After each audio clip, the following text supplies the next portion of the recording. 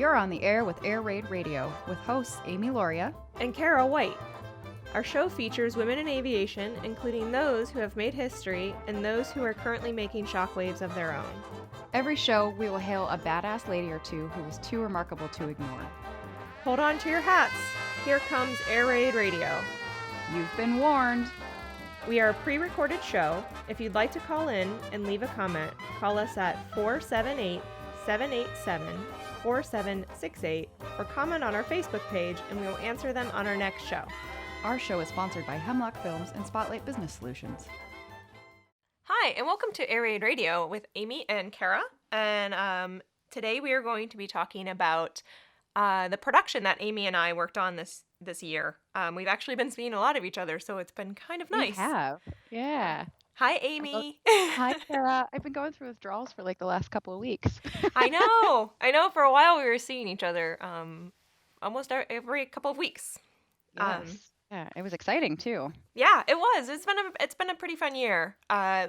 So Amy and I have been working on a project for the Commemorative Air Force about the women Air Force service pilots, and we're doing a project called Rise Above, which is going to be toured around the country, and it is aimed at young women and young girls and all kids actually. To inspire them using the WASP story to educate and inspire. So it's been a pretty big year, and we have been pretty excited about this story. So on this project, Hemlock Films has been, we were hired to make this for the Commemorative Air Force, and I have been directing the program. And Amy was our wardrobe. I guess what would your official title be? Wardrobe specialist, historian extraordinaire. I don't know. We should come up with an official title. Yeah. So Amy was in charge of acquiring all the wardrobe we needed for our actors and actresses. And this was kind of a unique thing. So Amy, what kind of stuff did you have to do to find all the costumes we needed? Oh gosh. Yeah. I mean, it was so exciting to be a part of the project in general. And doing all of the historical reenacting with the CAF anyways, I put all of my collection to good use, as well as all of my friends' collections too. But it was really kind of tricky finding the right stuff for our female WASPs. The WASPs weren't really given a uniform initially because they weren't official by the U.S. military. They were required to do all of these things. They were required to train, all of the male pilots, but they kind of had a loose uniform. So there were things that I really had to dig deep. And I talked to Carol, who we're going to talk to in a little bit, from the WASP Museum. I talked to a few other people from the WASP Museum, and then Kate Landak as well. And then a few local to Minnesota reenactors and historians as well, to really find out what they wore to make sure that we got it right, because it was very important to me that I made these ladies look good and like they would have back in World War II. So, and the end product looks great. It looked fantastic. It looked really good. I was, I know I was kind of crazy about this project just because we are both so passionate about the story, and we know how important this is, and that we have to get it right because these women don't have anything like this yet, and we. Okay. As our heroes, we are like, please don't let it. Saying the shepherd's prayer every day as I get up. Please God, don't let me F up. Yeah, I know. I was like, oh God, I hope I'm doing this right. Yeah. So especially for my first movie wardrobe experience. You did great. It ended up looking fantastic, despite all my worries, and I knew it would be fine. I'm just super particular, and you had a awesome. Very specific look that you were going for too. I did, and I think we did okay with our budget. We ended up making it look awesome. Yeah, and the vision that you guys had too, that you had, and Adam and the rest of our crew, making it all come together was just amazing, especially in a very short amount of time. Yes. I don't think people realize how compact Mm-hmm. shooting schedules really are. Like you Yeah. don't have weeks to make this happen. It's days. Yeah. And part of where a lot of our wardrobe came in and saved us a ton of money was Liberty Aviation Museum in Port Clinton. Yes. Was kind enough to let us borrow a lot of their stuff, which so we Yeah. were able to um, outfit our extras, and they gave us a parachute, an actual World War II parachute that was awesome because it looked fantastic. But those were hard to come by as well. So we only had two of those because the Yeah. CAF Minnesota wing provided us with another one. Um, but yeah, there was like the ability to find all this stuff is hard enough, but like to have people who are gracious enough to let you use it was Yeah. was fantastic. Yeah, especially for that day when we had what, 30 extras? Yeah, we had around 30 women who showed up to be extras, and a couple men. Who paid their own way to get to Sweetwater, Texas, because Sweetwater is, if the listener, whoever's listening, if you're familiar with Sweetwater, it is not close to a lot of things. It's kind It's of out in the there. middle of Texas. It's in the middle. It's 3.5 hours out, like west of Dallas, and 30 minutes out, like west of Abilene, and Abilene's not that big. So to find these women who were age appropriate and were um, and willing to bring themselves was fantastic because we certainly did not have the budget to bring in all these women. No. But we did have two two ladies who contacted me who are granddaughters of the WASP, and I know one of them is a airline works for one of the airlines out of Dallas, and I think the other one is a pilot as well, and I apologize profusely that I can't think of this off the top of my head, and I should have looked it up. Um, but one of them, I think the most disappointing thing that day was I wanted to take the time and talk with everybody who showed up, Oh, but and we just oh didn't have time. gosh, we didn't have time for anything. It was such a busy day, and there was stuff that we had to scrap that Adam had wanted to shoot. Adam White was our director of photography and helped produce the program, helped me write it, and he was like, "Let's do this," and I'm like, "We don't have time to do We that." didn't have any Like, more time to put anything else in here. it's 104 degrees on this tarmac, and we have another scene to shoot. And we're trying to make our day because you don't want to go into overtime, and so we're trying to get out of there by 6. And it was a long day, but it was fun. It was absolutely one of the most fun days I've ever had, and I can't express the appreciation we have for everybody who helped us and who volunteered, and how much Sweetwater Crew that helped came us. down. Oh Um, gosh, yeah. They were Sweetwater helped great. us so much. Which our first guest on our show will be Carol Cain, who is with the WASP Museum, and she is going to be on shortly, and we can talk to her a little bit more about everything that they did for us. She was kind of our ringleader there, so we were. That's a good good title for Carol. We'll go with ringleader. It was just great to be able to do this, and like I can't convey enough on this radio show how awesome the being able to film this movie was, and we'll certainly include all the photos and some video and stuff on our Oh, webpage. absolutely. So part of this program is that we normally do. I'm going to skip ahead and we'll come back to this, but I wanted to talk about this. Is we usually have a badass of the month, and I know sometimes we don't do it because we're so super inconsistent. Um, We try though. We mean well. we try. We're very busy people. We're like, let's do it like this, and then we go to do it, and you're like, we didn't do it, so we'll skip that part. Even though it's in our intro that we have we have one every week, every month. So anyhow, our badass of the month this time will be our film crew. All of our crew is amazing. We could go into details about each and every one of them because they're all consummate professionals, working on blockbuster movies and little movies and everything in between. They do everything, and they were amazing.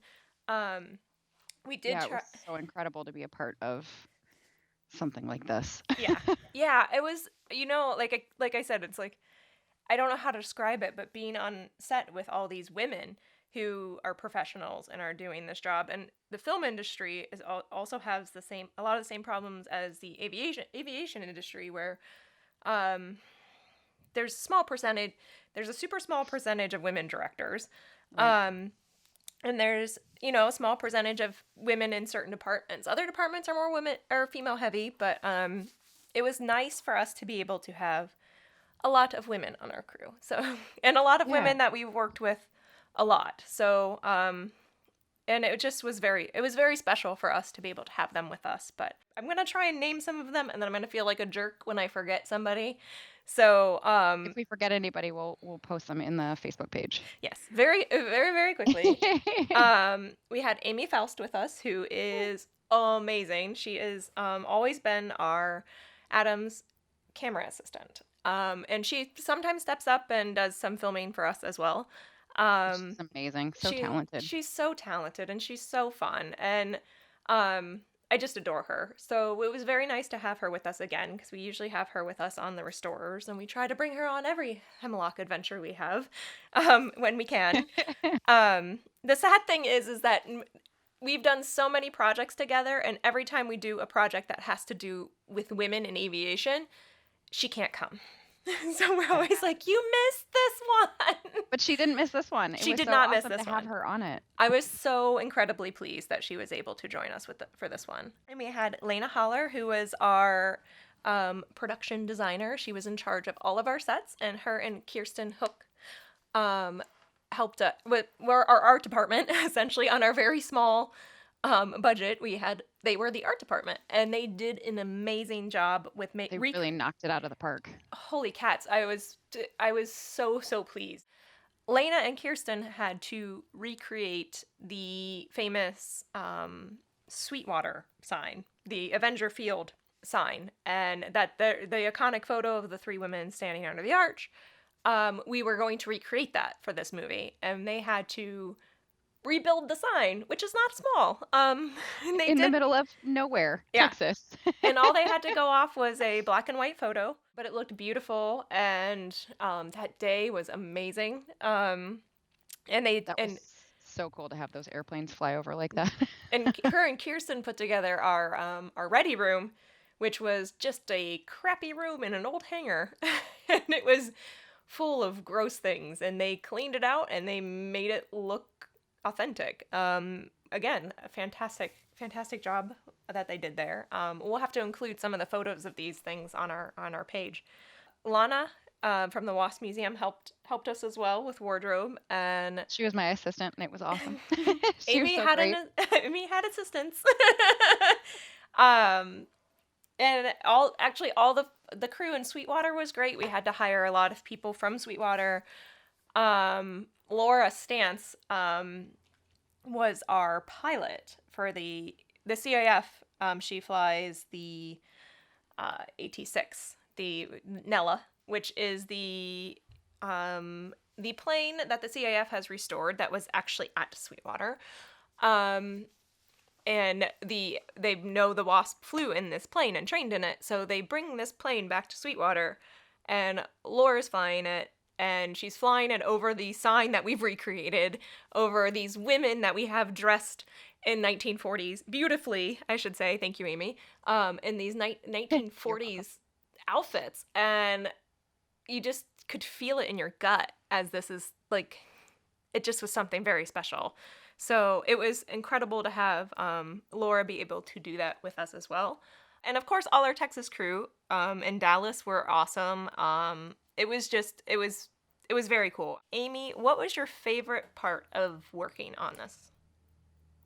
Oh gosh, aside from being a part of the Hemlock team for like a half a season, which was awesome, and traveling and meeting all kinds of awesome people. Let's see, there's a big list. Favorite. Favorite. So I think my favorite moment was in Sweetwater when we were on the ramp. And I mean, it's 104 degrees and it was what, 30, 35 knots or something, or, 35-mile-an-hour winds, and it was windy. But seeing all of the extras and all of the actors and actresses come together on that ramp to make to Yeah. recreate, Avenger Field. Yeah. And it was like we were there, Yeah. you know? You have all of these elements that came together that it's like we are at the actual place that these women Yeah, actually trained, and we have women who are dressed just right, like them in a plane that flew there and right. they With actually trained in. grandchildren of these amazing women, Yes. and it just, yeah, I mean, I get chills thinking about it, and just Yes. being a part of that experience was so Yes. amazing. And for, us as women as well, I don't know how to describe that. It's like if it felt like home a little bit, Yes. where you're like, I feel comfortable, and I'm literally watching all these women do amazing things in front of my eyes. And it's coming from these women 70 years ago who did this. So that was very, very special for me as well. And I think that was my favorite moment was in the morning of just coming out of the hangar and watching the sunrise before anybody even got there, and just thinking about the stuff we were going to do that day. Was just, it was nice to have a moment. Yeah. Yeah. I, At Oh Dark 30. yeah. Oh yeah. They were early mornings. I would have to say my favorite was having all the crew out on that access road that we had recreated and put the sign up, and had the actresses standing out there with their suitcases, and Laura's is flying very low right over that sign coming in at us. And in the meantime, there's also members of the WASP Museum who in their planes are circling. So you can see all this action's Yep. happening, and it's super low, and there's just this wagon wheel, and they're doing all their different things. So you can see all these planes flying in the background, so it looks like an active World War II airfield. And our crew, who is not, the majority of us are not around this. And like, Amy and I, we're kind of spoiled and used to being around this sort of thing. Oh, a T6, Yeah, we're like, like, whatever, that's cool. It's it's cool. cool. Which it is. It's super cool. Yeah. But like, just to see these people who are not airplane people get so excited about it. You were like, oh wow, people like it too. Like, And, you just can to get realize people that, into it. yeah, Yeah. and to realize that other people don't see that all the time. Yeah. So, Yeah, because they're but used to like airliners and like they're used to the normal people stuff where it's like, oh, you can fly that thing? That's cool. Like they don't know what they don't know yeah. until they're there, and it was just it warmed my heart to see them all be so excited about it. Where I was like, oh good, they're excited. And in the meantime going, oh my god, we have to get our shots done. Like, I have a shot list, and we were like burning gas on all these planes that are flying around. Like, we have to go. But it was cool. And I do have to say one last thing before we call Carol up is that going through the footage, almost every take, and Adam will argue with me, it probably is every take, is ruined by the crew cheering when the plane goes over. So we don't have clean audio on the airplane going away, because everybody was very excited, and me included. I know I was doing it. So, So fun. I know every time they went over, I was like, yeah, yeah. I know. I was like, yeah. And then I'm like, stop doing that. You're probably ruining everything. Yeah. And it's just so exciting. It was just like, you couldn't help yourself. We gotta Anyhow, call Carol now, though, don't we? yeah. Yes, on that note, we will be calling Carol Cain up for our first guest of the show. All right, so we have Carol Cain on the air with us, who is the vice president of the National WASP World War II Museum in Sweetwater, Texas, and she helped us a lot with our project when we were there. And hi, Carol, how are you doing? I am doing very well. Yes, season's greetings from Avenger Field in West Texas. Yes. Oh, thank you. Season's greetings to you too. I'm sure it's a little less hot there now. It is. It is. In fact, we have had snow and rain. Right now, we just have cold and wind. Oh, But boy. things are going well. That's good. It's a worlds apart from when we were there in August. Yes, it is. We have every sort of temperature that you can imagine, and that is one of the stories we hear from the WASP, that if you don't like the weather at Avenger Field on Monday, just wait till Tuesday and it will change. It kind of did that a little bit while we were there too. It was Exactly. Yep. aside It from being very did. hot, but Yes, yeah, well, it keeps us from getting bored. Yeah. like it. There you go. And a lot of people were like, why are you shooting in Texas in summer? And I was like, I'd like to not to, but we were kind of under a deadline. Exactly. But we're in a part of Texas that has lovely falls and springs, so we do get 4 seasons. Not a whole lot of color, but it for some of its starkness, West Texas is really a lovely place to be if you can just stand the climate changes. Yeah. I just have to say, we adored our time. We were there in Sweetwater for maybe 11 days. And yes, you were. And we loved it. Amy and I were discussing a little earlier that it's very removed from a lot of things. So that was certainly a challenge for our production, because a lot of the things that we require are not able to be gotten in Sweetwater. We had to import most of our crew. Well, and that makes our little town very industrious, being 45 miles away from the next city, especially on I-20, which I think our stretch of I-20 is the deadliest highway in the United States. We make do with what we have, and it was such fun for us to have you here. I mean, everybody in town just walked around going, "We're in the movies. We're in the movies." And That's so cool.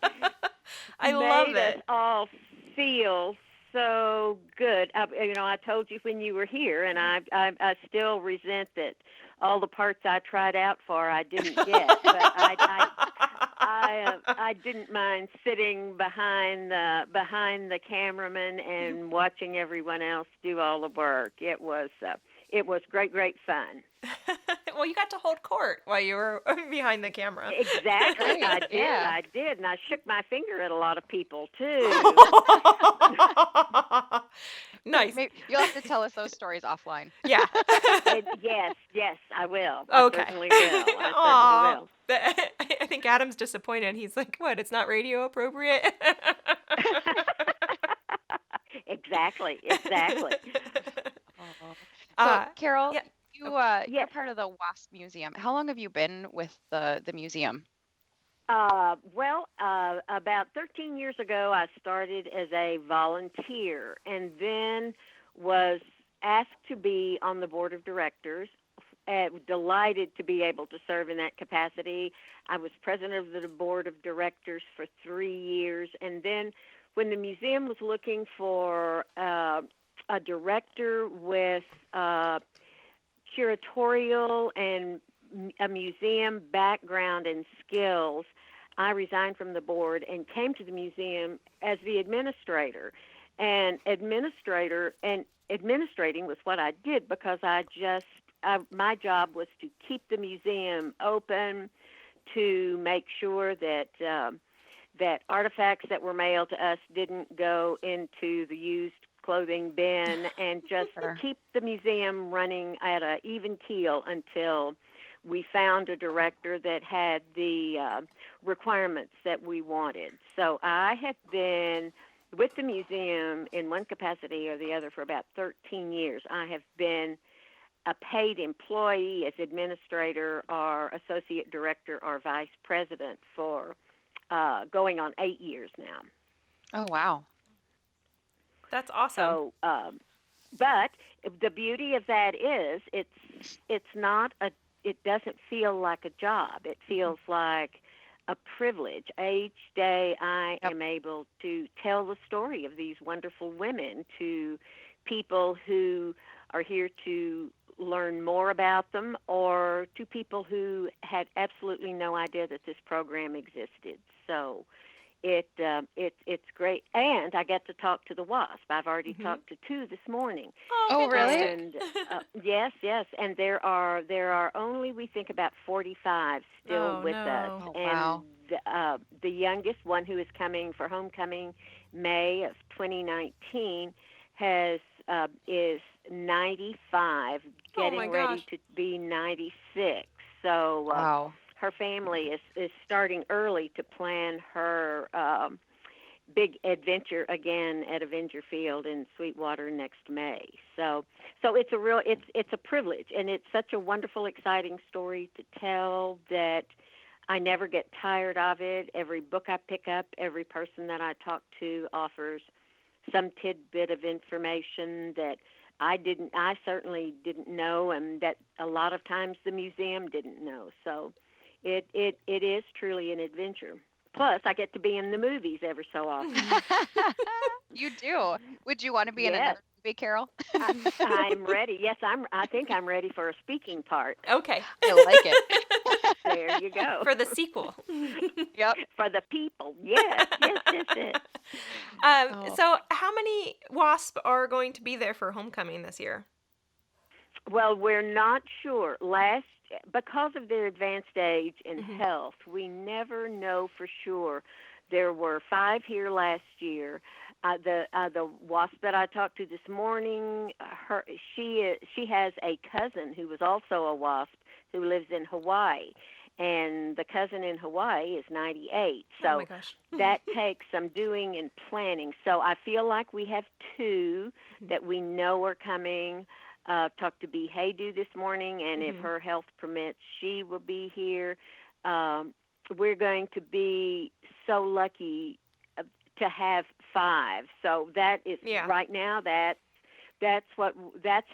our count, and this will be the 7th year that we have spread ashes of WASP who are deceased over the old runways and taxiways where they trained in 1943 and 1944, and we are spreading the ashes of 2 more WASP this coming in May of this next year. So we will have their families here for the lovely memorial service that we do, and then a female officer of the United States Air Force then does disperse their ashes over the museum grounds, and our grounds do include the old taxiways.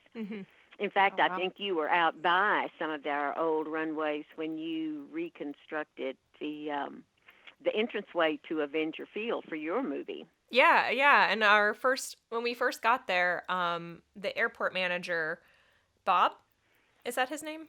Yeah. Bob Elliott. Yeah. Yeah, he was kind enough, and he drove us around all of the runways and was showing us where all the old taxiways and all of that was when they were there, which was really, really, really neat for us to be able to do. And you're just transported back in time when you are on those old runways. Yeah, it's pretty incredible out there. And I've had the privilege of attending one of the homecomings, and for when Marty Wile's ashes were spread, and it's a very nice ceremony that you all do out there. It is, and the first WASP son, when he approached me about including his mom in our Memorial Day ceremony, he said her ashes have been sitting on an urn in my closet for 26 years. Oh my gosh. Because I have not found a place. I have not found the perfect place. And he said, I think Avenger Field would be it. He goes, as I go back and I think about, my life growing up as the son of a WASP, she always told us that the years that she was a WASP were the best years of her life. And he said, and all of a sudden I realized that is where, she should rest. And I do have to tell you that since we have been doing this in the spring, when our wildflowers bloom, that area along those runways are just covered in a field are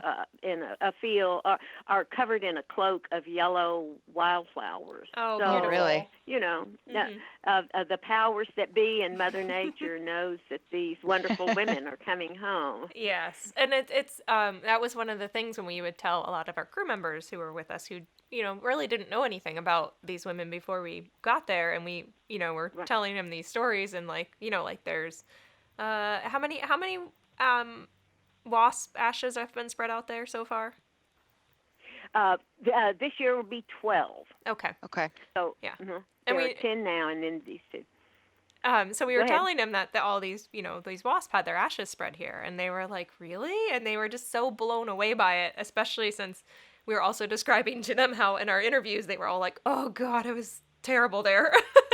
Like it's I hot, it's know, I dusty, it's know. dirty, it's Yeah, but when we were discussing earlier about your filming mhm, here when it was so hot, mhm, uh, we have just completed a new climate controlled hangar, and our museum now is hangared in an unair conditioned, unheated 1929 hangar that was the original Sweetwater Municipal Airport. And when guests come in the summer oh and yeah. perspiration is just dripping, or they come in like last week when there's ice on the ground and it's 28 degrees in the hangar, and they start to complain, I tell them, that you're getting something at this museum you don't get at a lot of museums, because you are feeling exactly the way these women felt when they were here in the summer and or winter. Yeah, So Yeah, that it's we part of we the add that exhibit. fourth right? dimension. Yeah, well, we have that fourth dimension. You can feel what it was like to be here in training. You I could love it. definitely feel it, that's for sure. Yeah, Exactly. yeah, You can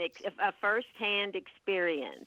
yeah. And I felt so bad for our talent. We're in wool uniforms at at certain points in the day, our wool flight suits, and it was 104 degrees on the ramp, and it was, I don't know how hot it was in the hangar by the time we got in there to start filming, Oh, it but was it was But it was pretty hot. yeah, we were it all was dripping pretty hot, sweat. and in the summer they did have summer uniforms, but still Mhm. you put on a blouse and a Mhm. jacket and hose, and I'm sure they wore slips or camisoles or something under. Mhm. You Right. put on 3 or 4 layers of clothing when it's 104 degrees, and you're mighty uncomfortable. Yeah. Say the least. Yeah. Yep, yep. Or if you're going to go to high altitudes, you put on your fleece lined flight suit when it's Mhm. 104 and take off and just climb as high and as fast as you can. Yeah. We've heard some stories too from some of the wasps about Yep, yep. shedding some of those clothes while they're in flight. Isn't that the truth? Yes. And no air conditioning, no Mhm. radio control. There is a story of one wasp who was flying at low altitude when it was so hot, and it was across country, and she was by herself, and she was so miserable that she took her blouse off, and she had the canopy over the cockpit open, and as she banked to make a turn, her blouse blew out, so she had to land and then huddled in the cockpit, telling the ground crew to send a Oh woman no. out and bring her an extra shirt so she could get out of her plane. Oh But no. they are there are thousands of wonderful stories like that of these women who did the best they could, or did better than expected, Mhm. with the trials and tribulations of flying some of those aircraft at that particular time. Yeah, and we were working very hard to get their story right and to honor And you them. did. Oh, Um and it was so wonderful to look out and see those extras in their flight suits, as hot as it was, standing next to a restored trainer that would have been based here at Avenger Field, and it was just sort of that deja vu all over again of seeing women who looked exactly like the Wasp did on exactly the same runways where they had trained, getting into a vintage aircraft. I mean, you were just transported back in time. yeah, and they Okay, looked we great. were talking about that. Yeah, and they They did. our hairstylist and makeup gal Janine did an awesome job, and she got those gals through hair and makeup as quickly as she could, and we were mostly on schedule. Well, and even some of Yeah, the extras helped out exactly. too. Mhm. No, Oh I yeah. honestly not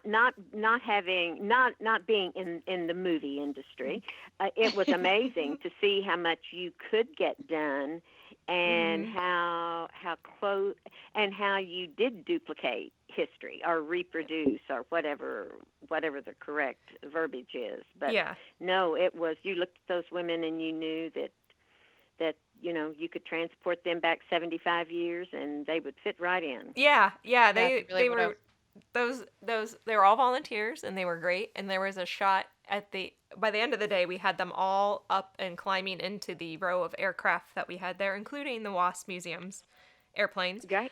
Um, Exactly. and it was And amazing.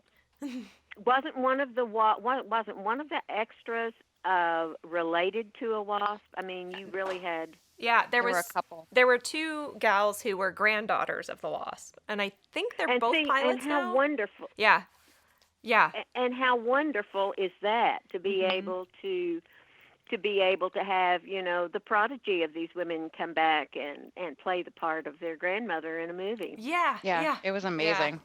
That has to, like, It was. I told Amy, I said, or the thing that I was most disappointed about was the fact that I didn't get a chance to talk to them because we were so busy. Because I would have loved to heard stories from them and just even why they were there and that their grandmothers were Exactly. such an inspiration to them that they I know. want to do this. Yeah.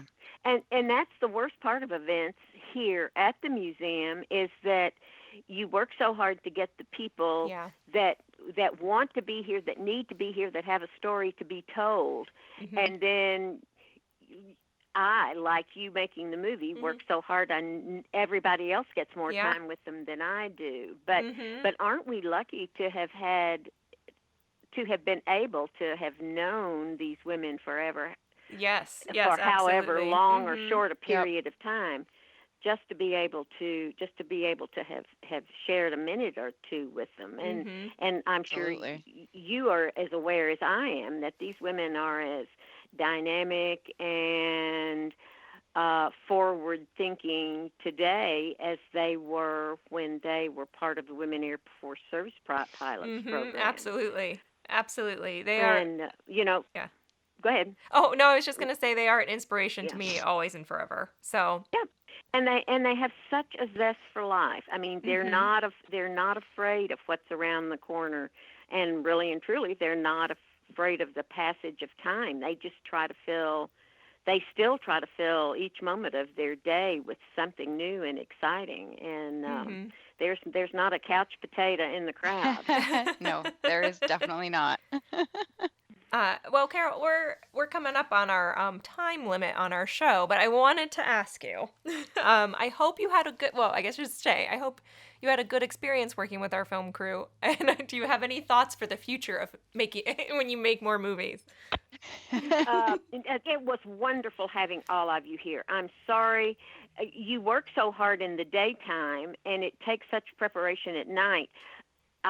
We did not get to spend as much time with everyone as we would have liked. Yeah, everybody's busy doing their job, and Yep. I mean, maybe if you came for a vacation, we Yeah. could get caught up. But I don't know if this is the vacation spot you would choose. Yeah. But Maybe just so not in far- Well, you never know, Carol. Well- I think it might be in our plans for 2019 to make it back to Good. Texas. Oh, I hope so. And Just not August. it is amazing how hard a film crew works to capture the moment that they are trying to capture and put it on film. When after you left, I did as badly as I've always wanted to be a movie star and think that I certainly should have been one. I'm glad that I'm doing what I'm doing, because I've just never seen a group of people work quite as hard as you all did when you were here. Yeah, it was an intense over a week for us. But we were super appreciative of everything that you did for us, and everybody in Sweetwater was just fantastic, and we certainly could not have made this without all of you. Yeah, absolutely. Well, it was a wonderful experience for us. And whenever you want to make a movie about the WASP, you've got your place. You know that we will welcome you with open arms. Yeah, and no place looks like Sweetwater but Sweetwater. So Exactly. we had to shoot it there. It was great fun. And how is the movie coming? Are we going to be able to view it at homecoming next year? That is our plan right now. So fingers crossed that it is all set. At least some form of a cut will be ready for May for hopefully That's as many wonderful. WASP that come can see it. So That is absolutely wonderful. We are so excited. And if you need a winter scene, it was funny when we put our Christmas trees up this year. I went back and went through the old newspapers and did a Sweetwater Christmas 1943 and 1944, and found a picture of a wasp making a snowman, and we had snow on the ground that same day that I took the picture of the printer. Cool. So That's come awesome. back for a winter experience. Okay. Sounds like a plan. All right, girls. Thank you. And come and visit the WASP Museum at Avenger Field in Sweetwater, Texas. Yes, everyone should go. All of our listeners everyone should go. Yes, we will be very kind to you when you come. That is absolutely true. Our next guest we have on is Sarah Ann Adams, who played our lead actor. She was the lead actress in our film. She is one of our 3 actresses playing characters that were an amalgam of the WASP. We wanted to represent all the WASP with these 3 characters. So instead of just having to choose from 3 specific women, we chose to try and represent all 1,074 of them with these 3 characters. So Sarah's character is our main character, so to speak, in this film. And as we start out, we see her as a little girl in the 30s, played by a very sweet actress that we had here in Ohio with us. And then she's falling in love with the airplanes, and then we go through the pinnacle of flying the B-29, which is the most advanced aircraft at that time in the war, and Sarah is flying that plane for us. So thank you for joining us, Sarah. It's very nice to have you on our show. I'm glad to be here. Thanks for having me. So I'm actually on my way to a callback. Oh, nice. So the glamorous life, fun. Well, I hope you get it. Thanks, me too. How long have you been acting for? I have been acting professionally, meaning this is the only job I do, for over 7 years, almost 8 years. Oh, wow. But I started off acting as a kid. So Okay. I did everything growing up: tap, ballet, jazz, baton, basketball, all that stuff. And nothing really stuck. And then one day my mom signed me up for like a summer theater class, like a camp. Mm-hmm. It was the best thing in the world. So that's kind of how I got my little acting bug when I was younger. Oh, fantastic. And do you produce stuff as well? I do. So being an actress means you usually watch a lot of Netflix. And during my downtime, I wanted to continue to be creative and to do things creatively. So I have a writing partner, Maggie Reese Austin, and her and I have written and produced 3 shorts up to this point, along with several sketches. It's something that it's fun, it's enjoyable. It's That's much awesome. better than watching Netflix. Yeah, absolutely. And you guys have a Facebook page for it too, right? You do all kinds of stuff on that. I was totally scoping it out earlier, so not a stalker. Well, No. thank you. I know, please. Well, we'll have to. We go under the name of the monthly jug. But yes, please talk it. Well, we'll have to include that on our Air Raid Radio page for our listeners, so they can stalk as well. Yeah, it's a pretty great page. You guys should check out. So Sarah, as our lead actress of the WASP film, did you know anything about these women before you joined us on our project? I am sad to say I did not. No. So it was a huge educational experience for me, and very enjoyable one at that. I had no idea that there were this huge group of women serving our country the way that they did without any recognition for such the longest time. So it was a really huge honor to be part of playing these women, but also to learn about their experiences for the first time. Yeah, I remember. So one of the things that I relay to a lot of people who ask about this is that when you, Sarah, and Bryn and Morgan, who play our other 2 main WASP characters, came in for our rehearsal on the first day, and you were like, I had no idea, and you like rattled off all these facts, and I was like, oh, cool, like somebody actually did research before they showed up.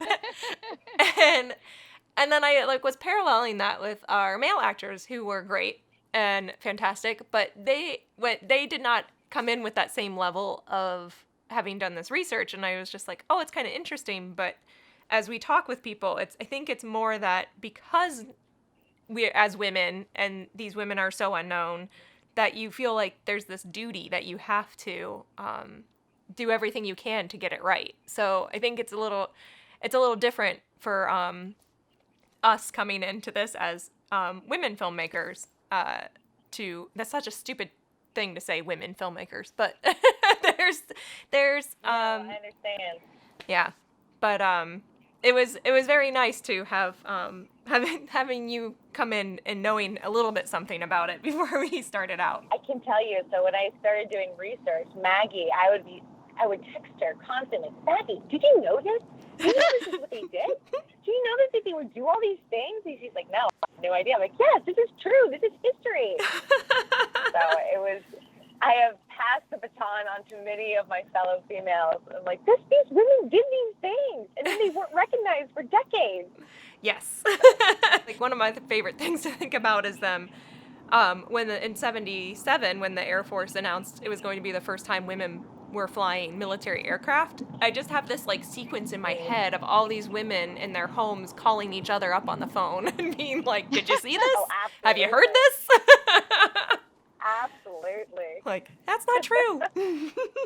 One of the things of us doing this project together is you had to step into this role of a pilot. And so we had some of the folks with the CAF who are part of their airplane operations.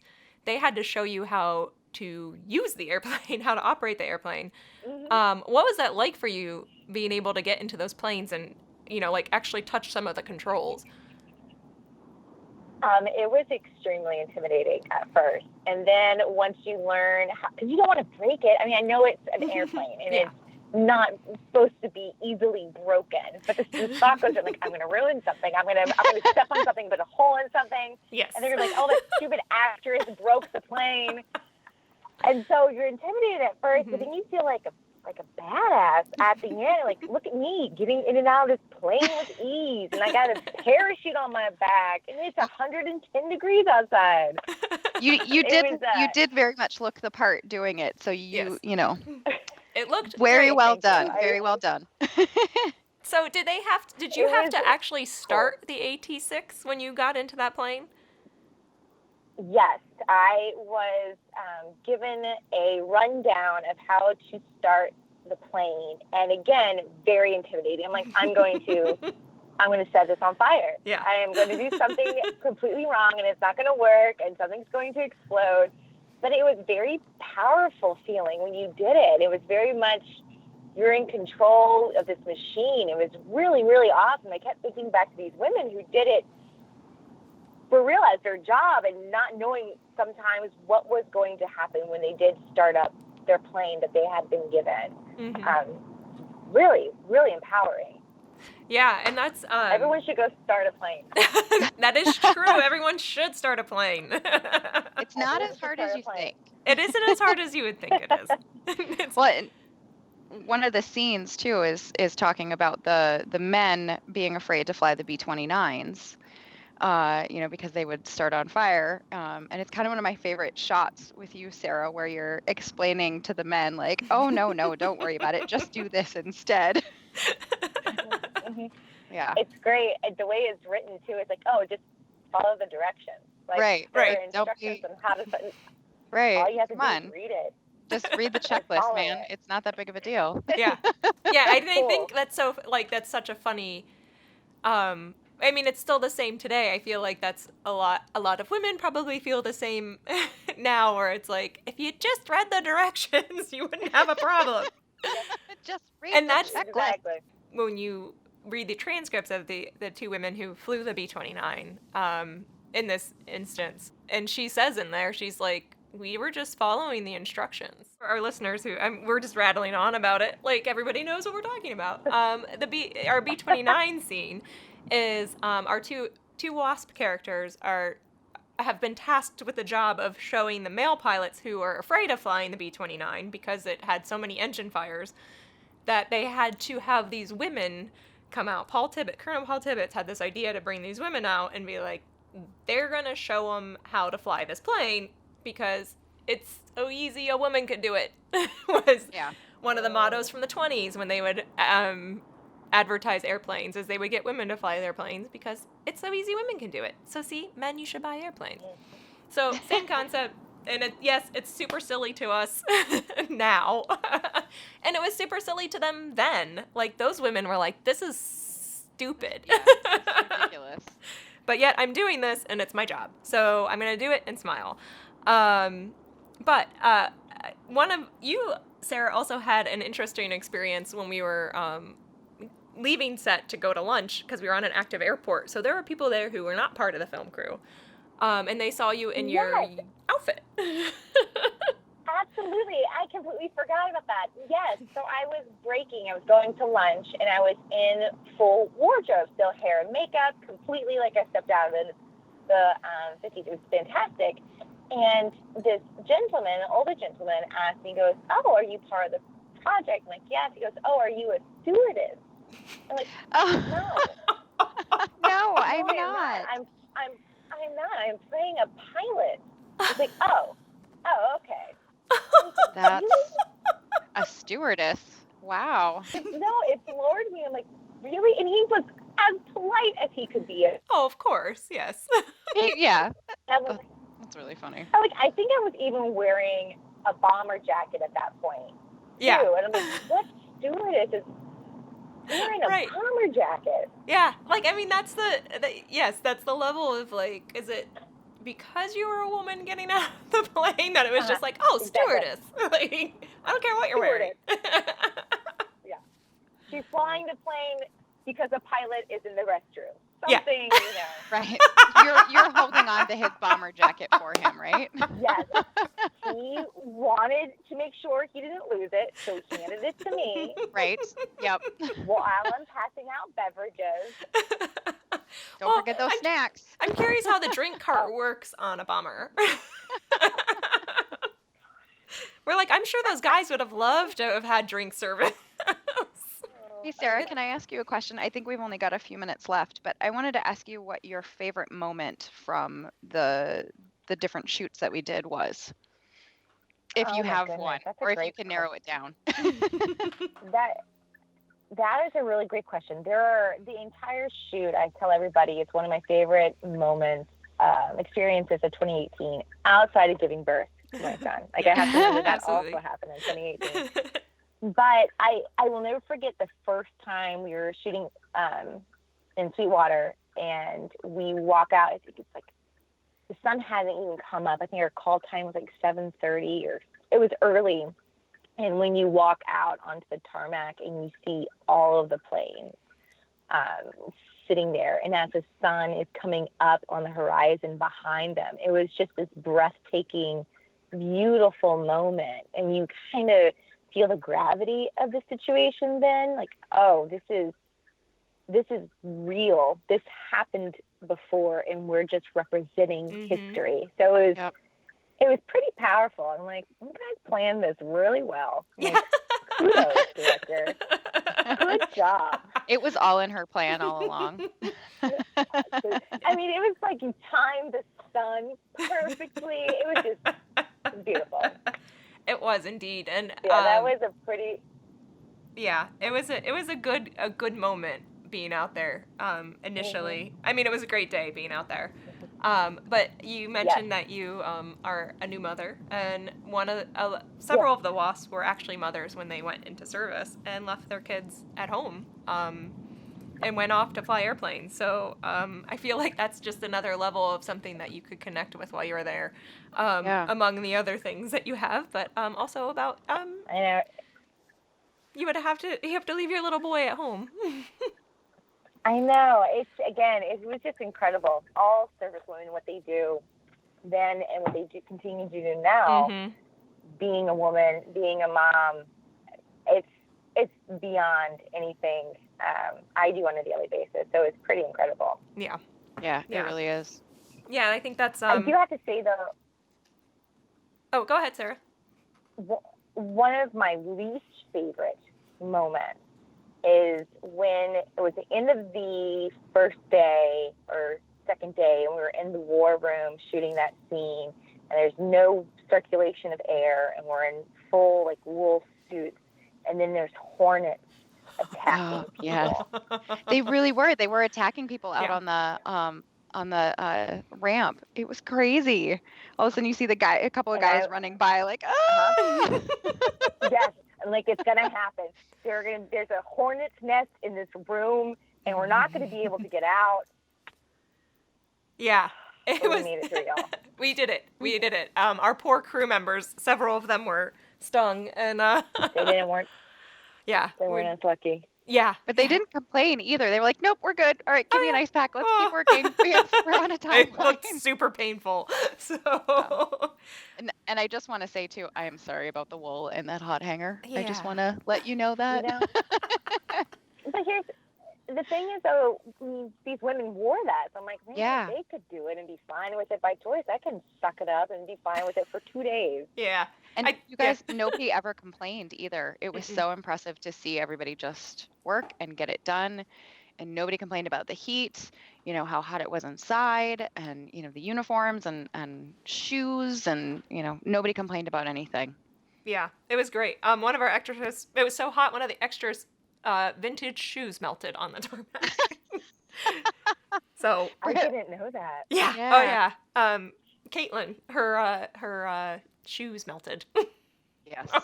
Which my was like, goodness. okay, that's Wow. new. Seen that happen. On that note, I believe we are out of time for our program. No. But thank you so much, Sarah, for taking the time to chat with us. Yeah, we really appreciate it. Absolutely. Thank you guys for chatting. It can keep going on. It's a know. wonderful project that I was very, very lucky to be part of. We were very happy to have you. I have to say, when I was looking at all the headshots for this project, I saw your smiling face, and I was like, I want her to do it. Yeah. So I'm glad it worked out. You were my first. Just Yay. looking at photos, you were my first choice. So I was very, very pleased. But, Yay. Thank you guys so much.